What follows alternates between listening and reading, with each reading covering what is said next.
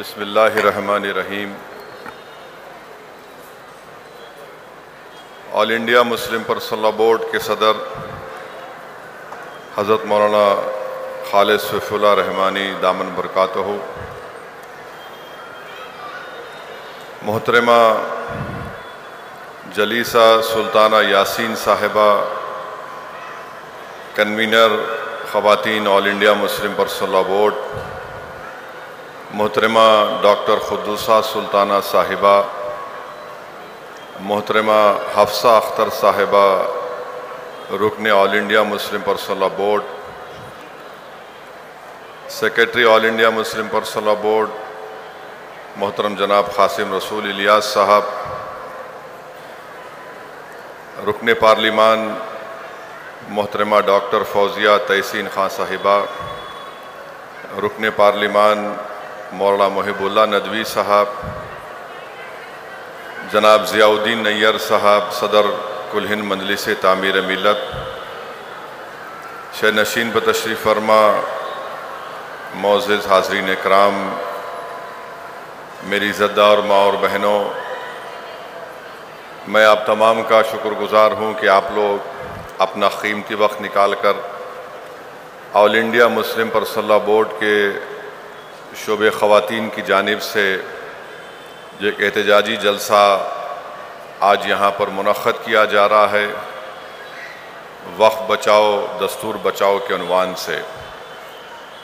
میری عزت دار ماں اور بہنوں، آپ جانتے ہیں کہ اللہ سبحانہ وتعالی قرآن کریم میں سورہ محمد کی آیت نمبر 6 میں یہ فرماتا ہے، جس کا ترجمہ علماء کرام نے کیا کہ اگر تم اللہ کی مدد کرو گے تو اللہ تمہاری مدد کرے گا اور اللہ تم کو اس راستے میں ثابت قدم رکھے گا۔ آپ اور ہم جانتے ہیں کہ مومن کو استقامت دین حق پر چلنے سے ملتی ہے، اور حضرت آدم علیہ السلام سے لے کر محمد مصطفیٰ صلی اللہ علیہ وسلم تک دین ایک ہی رہا، دین کے تقاضے بھی ایک ہی رہے اور دین کی دعوت بھی ایک ہی رہی۔ وہ ہے کہ اللہ کی وحدانیت کا اقرار اور انبیاء کی رسالت کا اقرار۔ اور میرے عزیز دوستوں اور بزرگوں، میری عزت دار ماں اور بہنوں، ہمارے اسلاف نے بڑے مصائب اور مشکلات کے سفر طے کر کے اس دین کو ہم تک پہنچایا۔ آپ جانتے ہیں کہ اگر کوئی دین اسلام کی تاریخ کا مطالعہ کرے گا تو یہ دین ہم کو سبزاروں سے یا گلزاروں سے چل کر نہیں ملا، یہ دین ہم کو صحراؤں اور کوثاروں سے چل کر ملا، یہ دین ہم کو کسی بادشاہ کے شیش محل سے نہیں ملا، یہ دین ہم کو احد، بدر، حنین اور کربلا کے جان بازوں سے ملا۔ اس دین کی بنیادوں میں اہل بیت کا خون شامل ہے۔ اس دین کی سربلندی کے لیے عباس علم بردار کو اپنا بازو قربان کرنا پڑا۔ اس دین کی طاقت کے لیے، اس دین کے پیغام کو دنیا کے کونے کونے تک پہنچانے کے لیے آپ اور ہم نے دیکھا اور پڑھا کہ اس میں فاروق اعظم کی شہادت ہوئی، حضرت عثمان ذو النورین کی شہادت ہوئی، مولا علی حضرت علی کی شہادت ہوئی۔ تو میرے عزت دار ماں اور بہنوں، آپ اور ہم نے اللہ کے رسول صلی اللہ علیہ وسلم کی حدیث شریف کو سنا، جس میں رسول اللہ صلی اللہ علیہ وسلم نے ان مجاہدین کا ذکر کیا جو اس دین حق پر چلتے تھے۔ حدیث شریف میں آیا کہ ایک مرتبہ آقا دو عالم صلی اللہ علیہ وسلم نے فرمایا کہ ایک مرتبہ فرعون کے دربار میں ایک خاتون تھی جو فرعون کی بیٹی کے لیے مامور کر دی گئی تھی۔ وہ فرعون کے بیٹی کے بال میں کنگا کر رہی تھی اور کنگھی اس کے ہاتھ سے نیچے گر گئی، تو اس نے جھک کر جب اس کنگھی کو اٹھایا تو اس کی زبان سے یہ الفاظ نکلے کہ آمنت برب موسیٰ اور ہارون۔ فرعون کی بیٹی کو بڑا غصہ آیا، اس نے کہا کہ کیا تو میرے باپ کو اپنا خدا نہیں مانتی؟ تو اس خاتون نے کہا کہ نہیں، میرا رب تو وہ ہے جو موسیٰ اور ہارون کا ہے۔ وہ جا کر اپنے باپ سے شکایت کرتی کہ ایک محل میں کام کرنے والی عورت ہے جس کو تمام آرام اور آسائش کی سہولتیں دستیاب ہیں، مگر وہ تجھے اپنا خدا نہیں مانتی۔ فرعون اس کو اپنے دربار میں بلاتا ہے اور اس سے پوچھتا ہے، بتا کیا تو مجھے خدا نہیں مانتی؟ تو اس خاتون نے بڑی اطمینان اور بہادری کے ساتھ جواب دیا کہ ہرگز نہیں، میرا رب وہ ہے جو موسیٰ اور ہارون کا ہے۔ فرعون حکم دیتا ہے کہ اس کو زمین پر لٹا کر اس کے ہاتھ اور پیر میں کیلیں مار دیے جائیں، پھر اس سے پوچھتا ہے کہ بتا کہ تیرا خدا کون ہے؟ تو وہ بہادر خاتون کہتی ہے کہ آمنت برب موسیٰ اور ہارون۔ فرعون کے حکم پر اس خاتون کی ایک بیٹی کو لا کر اس کے سینے پر ڈال دیا جاتا ہے، اور فرعون یہ امید کرتا ہے کہ شاید اس کی ممتا جاگ جائے گی اور وہ مجھے اپنا خدا تسلیم کر لے گی۔ وہ بہادر خاتون پکار کر کہتی ہے کہ میں اپنی بیٹی کی تڑپتی لاش کو دیکھ سکتی ہوں، مگر میں اللہ کی وحدانیت سے انکار نہیں کر سکتی۔ اس خاتون کے سامنے اس کی بیٹی کو قتل کر دیا جاتا ہے، پھر اس کے بعد اس خاتون کو بھی شہید کر دیا جاتا ہے۔ فرعون اپنے محل میں جا کر اپنی بیوی حضرت آسیہ سے کہتا ہے کہ یہ واقعہ ہوا، تو حضرت آسیہ اس سے کہتی ہیں کہ تو میرا رب نہیں ہے، میرا رب وہ ہے جو موسیٰ اور ہارون کا ہے۔ فرعون کہتا ہے کہ میں تجھ سے بدترین تیرا حال کر دوں گا۔ حضرت آسیہ فرماتی ہیں کہ میرا رب وہ ہے جو موسیٰ اور ہارون کا ہے، تو میرا رب نہیں ہے۔ بھرے دربار میں ان پر ظلم کیا جاتا ہے، ان کی چمڑی ادھیڑی جاتی ہے، مگر وہ نیک خاتون اپنی زبان سے ہی کہتی ہے کہ آمنت برب موسیٰ اور ہارون۔ میری زدہ اور ماں اور بہنوں، اللہ کے رسول صلی اللہ علیہ وسلم جب سفر معراج پر جا رہے تھے تو ایک وادی آئی جہاں پر اللہ کے رسول صلی اللہ علیہ وسلم کو خوشبو کی لہریں آپ کو سننے کو ملی۔ تو رسول اللہ صلی اللہ علیہ وسلم نے حضرت جبرائیل سے پوچھا کہ یہ کیا بات ہے؟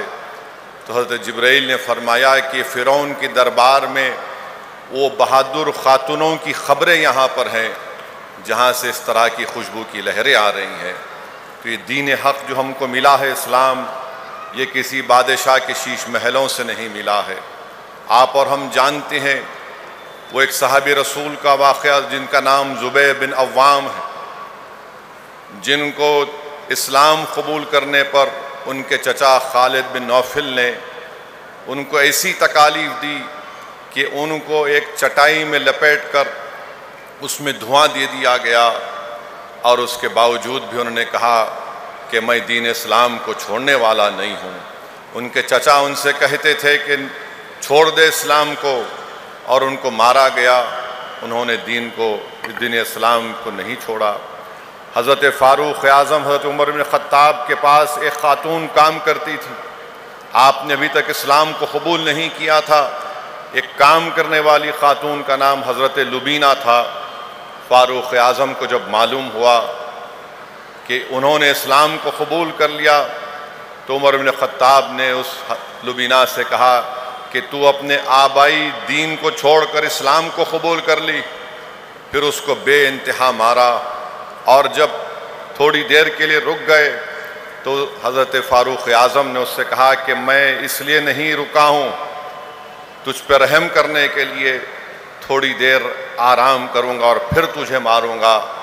تو وہ خاتون حضرت لبینہ کہتی ہے کہ عمر، اس دل میں اللہ کی محبت سما چکی ہے، اس دل میں محمد صلی اللہ علیہ وسلم کی محبت سما چکی ہے، تم مارو یا جو کچھ کرتے کرو مجھے، میں اس دین کو چھوڑنے والی نہیں ہوں۔ حضرت لبینہ رضی اللہ تعالیٰ عنہ سے عمر بن خطاب رضی اللہ تعالیٰ عنہ پوچھتے ہیں کہ آخر کیا بات ہے کہ تو نے اس دین کو قبول کیا؟ تو نیک بخت خاتون ان سے مخاطب ہو کر کہتی ہے کہ تم کیسے ہو کہ تم اس خدا کی عبادت نہیں کرتے جو زمین و آسمان کا خالق ہے، تم اس کو اپنا معبود مانتے ہو جو اب تم اس کو ہاتھوں سے بناتے ہو۔ تو میری زدہ اور ماں اور بہنوں، یہ دین ہم کو ان لوگوں سے ملا، اور یہ خواتین کا جلسہ ہے۔ آپ جانتی ہیں کہ اس دین کے لیے سب سے پہلے اگر کسی نے اپنی جان کی قربانی دی تو حضرت سمیہ تھی، جن کو ابو جہل نے نیزہ مار کر شہید کر دیا تھا۔ تو یہ تاریخ ہمارے سامنے ہے، اور ہم امید کرتے ہیں کہ ہماری زدہ اور ماں اور بہنیں بھی ایک ہو کر متحدہ طور پر All India Muslim Personal Law Board کی جانب سے جو وقف بچاؤ دستور بچاؤ کی مہم کا آغاز کیا گیا ہے، آپ اس میں اپنا پورا تعاون پیش کریں گے۔ اور 25 تاریخ کے دن 25 مئی کے دن ایک پروگرام رکھا گیا ہے انسانی زنجیر کا، ہیومن چین کا۔ میری آپ تمام سے گزارش ہے کہ آپ لوگ اس میں شرکت کریے، اور جہاں کہیں بھی اگر آپ جو راستہ طے کیا جائے گا کہ کس جگہ پر کھڑے ہو کر ہم کو اس احتجاج کو کامیاب کرنا ہے، اگر آپ اس میں شرکت کر سکیں تو بہت اچھا ہے۔ اگر یہ نہیں ہو سکتا ہے تو کم سے کم آپ اپنے گھر کے سامنے اپنے افراد خاندان کے ساتھ، اپنے والد، اپنے شوہر کو، اپنی بچوں کو لے کر آپ اپنے گھر کے سامنے کھڑے ہو جائیے ہاتھ باندھ کر، تاکہ ہم دلی کی حکومت کو پیغام دے سکیں کہ ہم یہ قانون کو نہیں مانتے۔ یہ کالا قانون ہے جو بھارت کی آئین کے خلاف ہے، جو بھارت کے آئین کے فنڈامنٹل رائٹس کے خلاف ہے۔ ہم اپنے وقف بورڈ میں کسی بھی قسم کی مداخلت کو قبول اس لیے نہیں کرتے کیونکہ ہندوستان کے آئین اور دفعہ 26 کے تحت ہر ریلیجیس ڈینومینیشن کو اختیار حاصل ہے کہ وہ اپنے پسند کے ادارے، چیریٹیبل ریلیجیس آرگنائزیشنز کو چلا سکیں۔ وقف بورڈ ایک خالص ایک مذہبی ادارہ ہے، اس میں کوئی سیکولر کام نہیں ہوتا۔ یہ بی جے پی کی حکومت جھوٹ کہہ رہی ہے سیکولر کا نام لے کر، یہ ایک پیورلی ریلیجیس انسٹیٹیوشن ہے، اور اس کا تعلق راست ہمارے دین سے ہے۔ اسلام کا 5واں رکن چیریٹی ہے، زکوٰۃ ہے، تو اس کا تعلق اسی سے ہے۔ قرآن میں بے شمار آیتیں ہیں جو اللہ ہم کو کہہ رہا ہے کہ اپنی دولت کو استعمال کرو۔ تو میری زدہ اور ماں اور بہنوں، یہ کالا قانون ہے جو ہماری مسجدوں کو، درگاہوں کو، خانقاہوں کو، ہمارے عاشور خانوں کو، امام باڑوں کو ہم سے چھیننے کے لیے بنایا گیا ہے۔ آپ نے مجھ سے قبل تمام ذمہ دار لوگوں سے ان کے بصیرت و فروز خطابات کے ذریعے آپ نے سنا ہوگا کہ یہ قانون کیسا بنایا گیا ہے۔ اگر کوئی مسلمان آدیواسی ہوگا تو وہ اپنی جائیداد کو وقف نہیں کر سکے گا۔ وقف با یوزر ہے، جس کو سپریم کورٹ نے بابری مسجد کے مقدمے میں وقف با یوزر کو سپریم کورٹ نے اپہیل کیا۔ آپ اس فیصلے کے خلاف غلط طریقے سے ایک قانون بناتے ہیں۔ آپ خواتین ہیں، اس قانون میں یہ بات لکھی گئی کہ اگر کوئی اپنی جائیداد کو وقف الاولاد کرنا چاہتا ہے اور وقف الاولاد کرے گا تو مودی کی حکومت یہ کہہ رہی ہے کہ بیٹی کا حق نہیں مارا جا سکتا۔ اب آپ خود اندازہ لگائیے کہ اگر کوئی اپنی جائیداد کو اللہ کو اس کا مالک بنا رہا ہے تو کہاں بیٹی کہاں بھائی، کہاں بیٹا کہاں بیٹی کہاں رشتہ دار؟ مگر یہ حکومت کہتی ہے کہ وقف الاولاد آپ اس وقت تک نہیں کر سکتے جب تک کہ آپ یہ بتا نہ دیں کہ بچوں کا حق نہیں مارا جائے گا۔ یہ عجیب و غریب بات ہے کہ جائیداد میری ہے ہندوستان کی آئین کی سیکشن 300 کے تحت۔ یہ قانون ایسا بنا دیا گیا کہ جتنے مساجد ہیں پورے ملک میں آثار قدیمہ کے تحت اگر وہ پروٹیکٹڈ ہیں، اینشینٹ ہیں، تو اس کا مالک وقف نہیں رہے گا، اس کا مالک آثار قدیمہ بن جائے گا۔ آثار قدیمہ کے ایکٹ یہ کہتا ہے کہ اس جگہ کو جو آثار قدیمہ کے ماتحت ہے اس میں کوئی رد و بدل نہیں کیا جا سکتا اس کی تعمیراتی کام کر کے۔ ٹائٹل تو وقف بورڈ کے پاس رہے گی، مگر مودی نے کہہ دیا کہ نہیں، ٹائٹل مالک وقف بورڈ نہیں رہے گا، مالک بن جائے گا آثار قدیمہ۔ بتائیے آپ، یہ ظلم نہیں تو کیا ہے؟ پھر یہی تو سیکشن لایا گیا تھا جب لوک سبھا میں بحث ہو رہی تھی، اس دن اس ایمنڈمنٹ کو پیش کر دیا گیا۔ ہمارے ایک بھائی حمداللہ سعید کانگریس کے ایم پی ہیں، لکشدیپ کے ایم پی ہیں، آدی واسی ہیں۔ ان کے مرحوم والد 9 مرتبہ کے ایم پی تھے لوک سبھا اور راجیہ سبھا کے۔ اب آپ کہہ رہے ہیں کہ آدی واسی اپنی جائیداد کو وقف نہیں کرے گا، تو یہ اس طرح کے غلط قوانین بنا کر مسلمانوں سے ان کی جائیدادوں کو چھیننے کا کام کر رہی ہے۔ میں اس موقع پر ہمارے محب اللہ ندوی صاحب کا بھی شکریہ ادا کروں گا کہ ہم تمام اراکین نے مل کر اس پارلیمنٹ کی جوائنٹ ورکنگ کمیٹی میں بڑی محنتیں کی، بڑی جستجو کی، ہم نے پوری کوشش کی کہ ہم اپنے موقف کو سامنے رکھ سکیں۔ اسی لیے ہم نے اس جوائنٹ ورکنگ کمیٹی کی رپورٹ میں ہم نے اپنے ڈسنٹ رپورٹ کو بھی دیا ہے، میں نے دیا، مولانا محب اللہ ندوی صاحب نے دیا، اور مولانا محب اللہ ندوی صاحب رامپور کے ایم پی بھی ہیں اور پارلیمنٹ کے سامنے جو مسجد ہے اس کے امام بھی ہیں۔ یہ قانون یہ کہہ رہا ہے کہ پارلیمنٹ کے سامنے کی مسجد وقف کی نہیں رہے گی، گورنمنٹ کی پراپرٹی ہو جائے گی۔ آپ بتائیے، جس مسجد کا امام ایک ایم پی ہو، بحیثیت امام ان کا تقرر دلی وقف بورڈ نے کیا، یہ قانون یہ کہہ رہا ہے کہ ہم اس مسجد کو مسجد نہیں مانیں گے، گورنمنٹ کی پراپرٹی بنا دیں گے۔ کیسے کوئی خاموش بیٹھ سکتا ہے؟ بتائیے آپ۔ یہ حکومت آستھا کی بات کرتی ہے کہ ہماری آستھا مسجد میں نہیں ہے، کہ ہماری آستھا درگاہوں میں نہیں ہے، کہ ہماری آستھا یتیم خانوں میں نہیں ہے جو وقف کر دیے گئے، کہ ہماری آستھا عاشور خانوں میں نہیں ہے، امام باڑوں میں نہیں ہے، عیدگاہ میں نہیں ہے۔ آخر کیوں اس طرح کا قانون بی جے پی حکومت نے بنایا؟ صرف مسلم دشمنی کی بنیاد پر۔ اس قانون سے وقف کی حفاظت نہیں ہوگی، اس قانون سے وقف کی آمدنی میں اضافہ نہیں ہوگا، اس قانون سے قابضین کو نہیں ہٹایا جا سکتا۔ مانے جو 12 سال سے قبضہ کر کے بیٹھا وہ مالک بن جائے گا، اور پورے ملک میں پروپیگنڈا بی جے پی والے کر رہے ہیں ایسا نہیں، سب جھوٹ ہے۔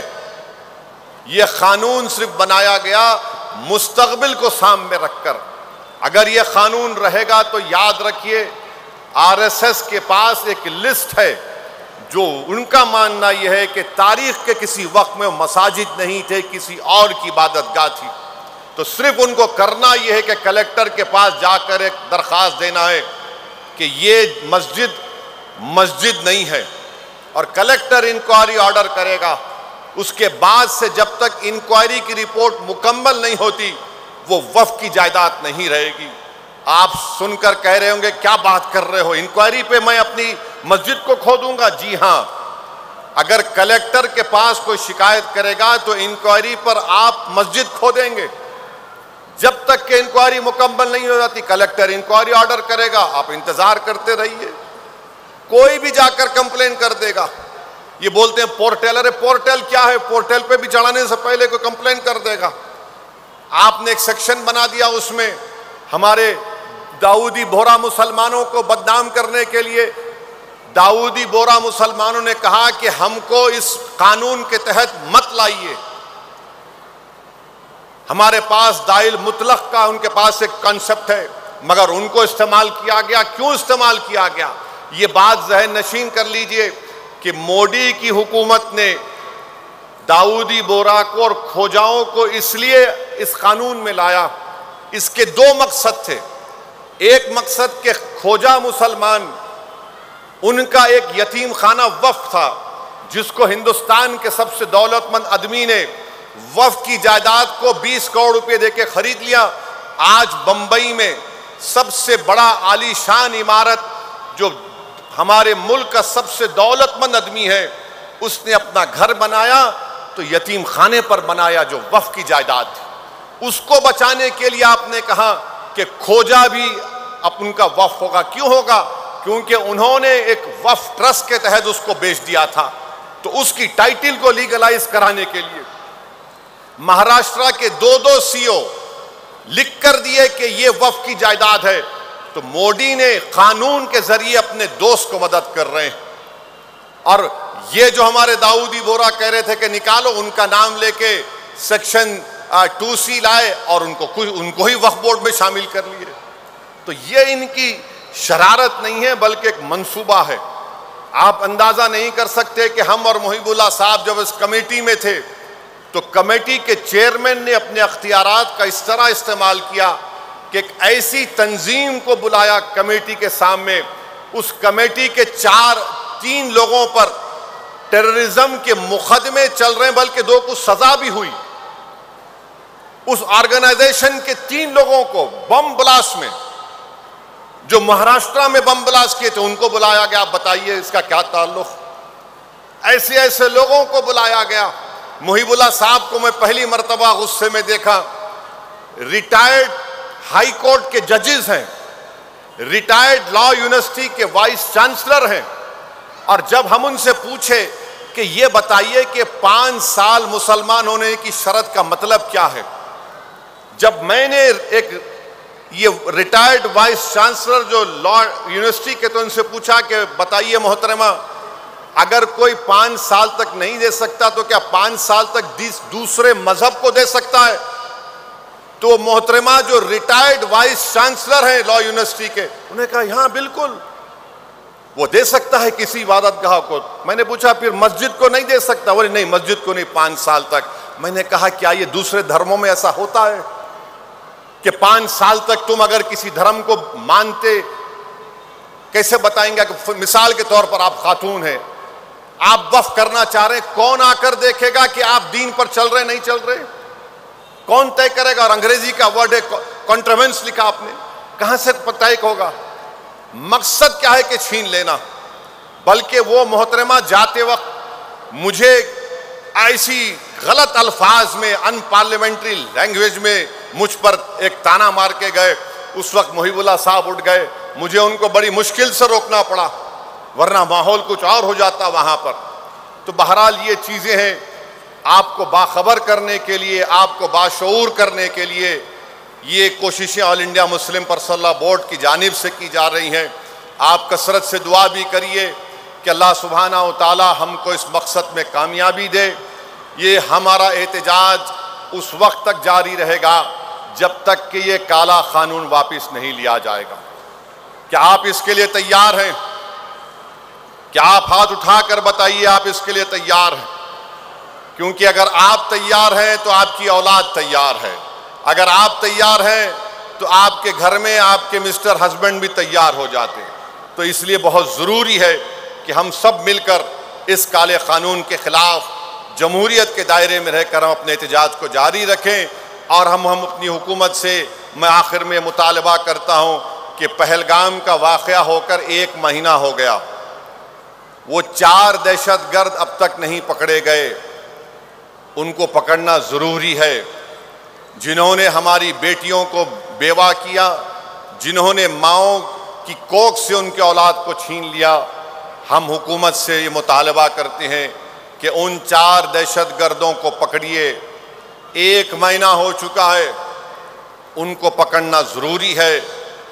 انصاف ان مرنے والوں سے اسی وقت ہوگا جب یہ 4 دہشت گردوں کو ان کو پکڑا جائے گا، یا جو بھی طریقہ کار ہے ٹیررزم سے مقابلہ کرنے کا.